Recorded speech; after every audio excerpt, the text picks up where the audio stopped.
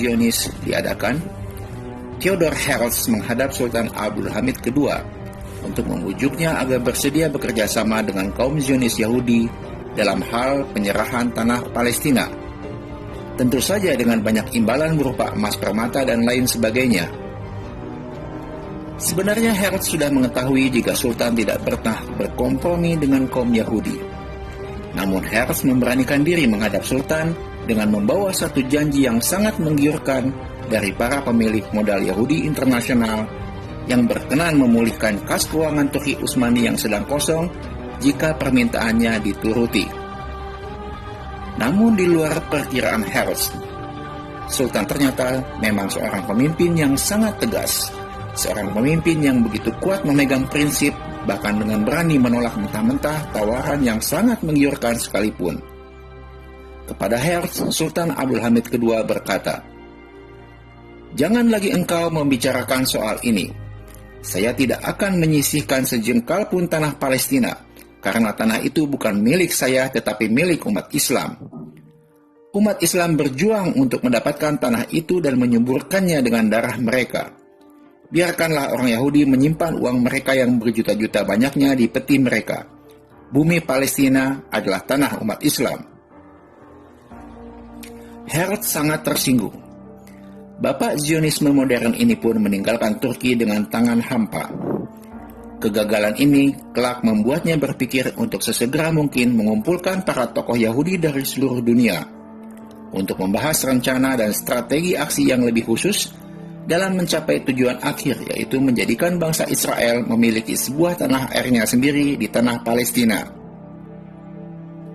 Herzl kemudian teringat rencana yang telah dilontarkan oleh Albert Pike, seorang tokoh Illuminati yang sebelum kematiannya di tahun 1893. Albert Pike merupakan seorang jenderal Amerika Serikat yang direkrut oleh pemimpin revolusi Italia yang juga seorang Freemason bernama Giuseppe Mazzini, yang kemudian menjadi salah satu tokoh sentral dalam Illuminati.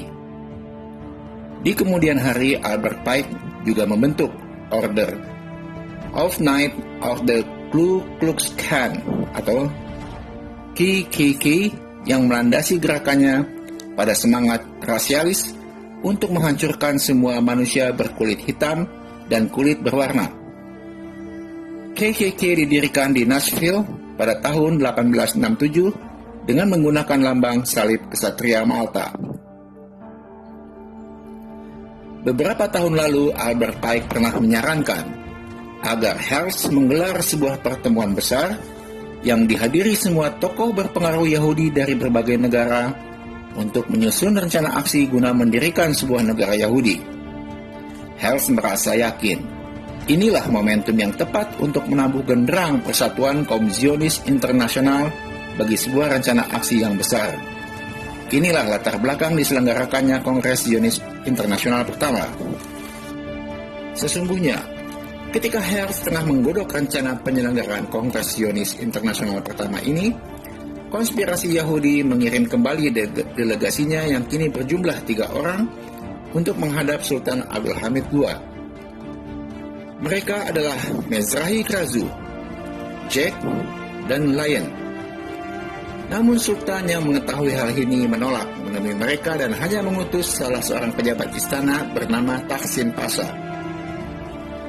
Ketiga utusan Yahudi itu di hadapan Taksin Pasha tidak lagi meminta hibah tanah Palestina seperti yang dilakukan oleh Herzl sebelumnya, namun hanya meminta izin agar orang Yahudi diperkenankan memasuki Palestina untuk keperluan ziarah ke tempat-tempat suci mereka dan mendirikan sebuah perkampungan kecil di dekat Yerusalem. Jika permintaan ini disetujui Sultan, maka delegasi itu akan menyerahkan imbalan sebagai tanda terima kasih kepada Sultan, berupa janji akan melunasi seluruh hutang pemerintah, akan membiayai berdirinya armada laut yang lengkap dengan kapal-kapal perangnya demi menjaga kedaulatan Turki Utsmani, dan akan memberikan kredit besar uang emas tanpa bunga guna memperkuat keuangan negara dan menghidupkan perekonomiannya. Segera saja Taksin menyampaikan hal ini kepada Sultan. Namun sikap Sultan tak bergeser sedikit pun. Kepada Taksin, Sultan Abdul Hamid II dengan tegas menolaknya. Karena Sultan Abdul Hamid II tetap tegas menolak, tak mau menyerahkan tanah Palestina kepada Zionis Yahudi, maka konspirasi memandang Sultan Abdul Hamid II harus disingkirkan dari kekhalifahan Turki Utsmani dan Turki Utsmani harus dihancurkan atau dibubarkan. Di akhir kongres, Theodor Herzl menuliskan di dalam buku hariannya, "Kalau saya harus menyimpulkan apa hasil dari Kongres Basel itu dalam satu kalimat pendek, yang sungguh tidak berani saya ungkapkan kepada masyarakat, saya akan berkata, di Basel saya menciptakan negara Yahudi." Setelah kongres di Basel tersebut, pergerakan kaum Yahudi dunia bekerja menuju dua arah. Pertama, secara diam-diam melancarkan upaya untuk menghancurkan dan menguasai negara-negara non-Yahudi di seluruh dunia, terlebih-lebih yang menunjukkan sikap permusuhannya kepada kekhalifahan Turki Utsmani. Kedua, mempersiapkan segala hal yang diperlukan bagi berdirinya sebuah negara Yahudi di Palestina. Jika proyek yang pertama dilakukan secara rahasia, maka untuk proyek yang kedua, kaum Yahudi memerlukan perhatian dan pelibatan dunia internasional, tentunya lewat jaringan tokoh-tokoh Yahudi yang telah menguasai banyak negara besar di Eropa dan juga Amerika. Dalam perjalanannya, kedua rencana aksi itu terbukti berhasil. Lewat upaya-upaya penyusupan, pembunuhan, dan cara-cara keji lainnya, akhirnya kekhalifahan Turki Utsmani berhasil dihancurkan pada tanggal 3 Maret 1924. Hanya 27 tahun setelah Kongres Zionis Internasional pertama. Mustafa Kemal Atatürk, seorang Yahudi Turki dari kota Salonika, naik menjadi penguasa dan menghancurkan seluruh kehidupan beragama di Turki dan menggantinya dengan paham sekuler.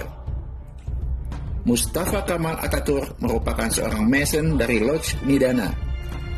Selama berkuasa, Mustafa Kemal memperlihatkan watak seorang Yahudi asli yang sangat membenci Islam dan ulamanya.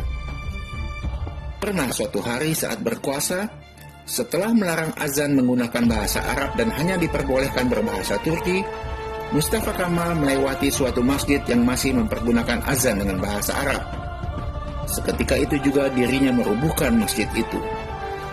Cerita yang lain mengatakan, ketika Mustafa mewajibkan setiap orang Turki memakai topi barat yang kala itu Turki lazim dianggap sebagai simbol kekafiran, maka barang siapa yang tidak mau menuruti perintahnya memakai topi itu, orang itu akan dihukum gantung. Hasilnya, banyak lelaki Turki yang digantung di tiang-tiang gantungan yang sengaja dibuat di tengah lapangan kantor-kantor pemerintahannya. Dan kita pun semua tahu, secara sistematis Zionis Yahudi menjajah tanah Palestina.